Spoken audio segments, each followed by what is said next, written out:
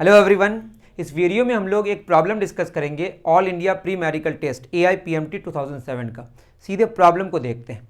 Problem क्या कह रहा है कि A cross B magnitude is equal to √3 A dot B then the value of A plus B magnitude. जहाँ पे मैं A और B बोल रहा हूँ, दीज आर वैक्टर्स।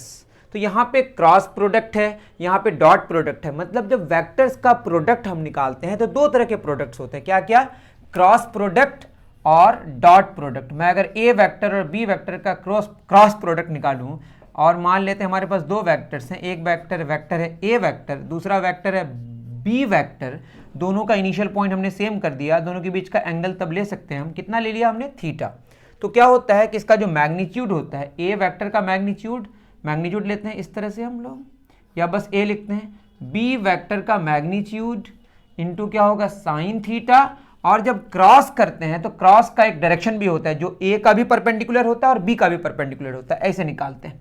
इसके लिए हम इस्तेमाल करते हैं यूनिट वेक्टर, एन कैप, मतलब यहाँ हो गया यूनिट वेक्टर।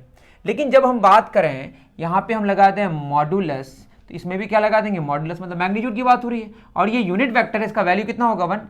ए वेक्टर का मैग्नीट्यूड के लिए हम ए इस्तेमाल कर सकते हैं, बी वेक्टर का मैग्नीट्यूड के लिए हम बी इस्तेमाल कर लेते हैं, साइन थीटा, और एन यूनिट वेक्टर का मैग्नीट्यूड 1। तो सिंपली हम ए क्रॉस बी का magnitude A B sine theta लिख सकते हैं। और वहीं पे अगर हम डॉट प्रोडक्ट निकालते हैं तो ए वेक्टर और बी वेक्टर का डॉट प्रोडक्ट सिंपली क्या होता है?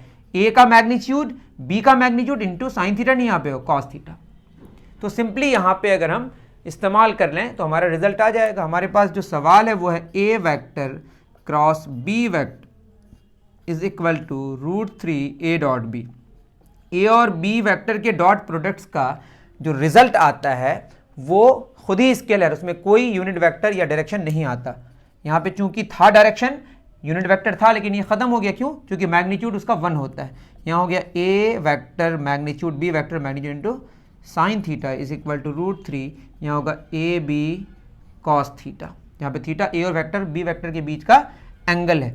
ए वेक्टर का मैग्नीट्यूड बी वेक्टर का मैग्नीट्यूड यहाँ कैंसिल हो गया, यहाँ हो गया हमारा साइन थीटा, एक कॉस थीटा इस बार आएगा, तो sine theta by cos theta is equal to √3, that is tan theta √3। और आपको पता है कि tan थीटा √3 कब होता है? जब एंगल का वैल्यू 60 डिग्री होता है।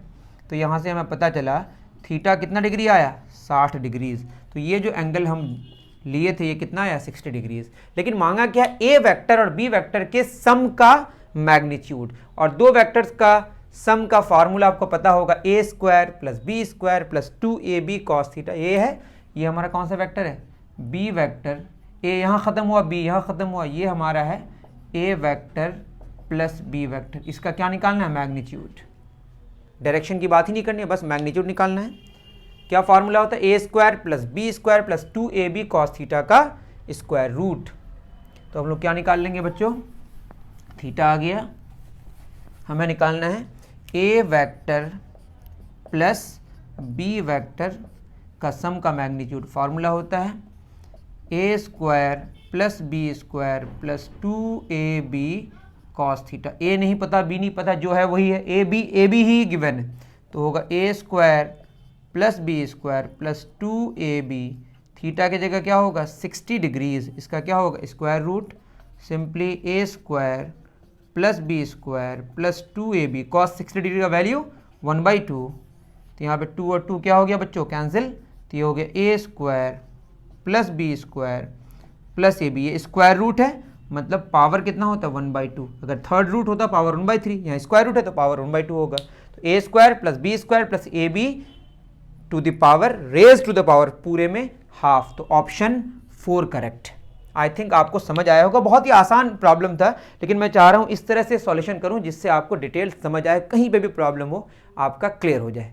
ठीक है, मिलते हैं फिर नेक्स्ट वीडियो में। Thank you very much.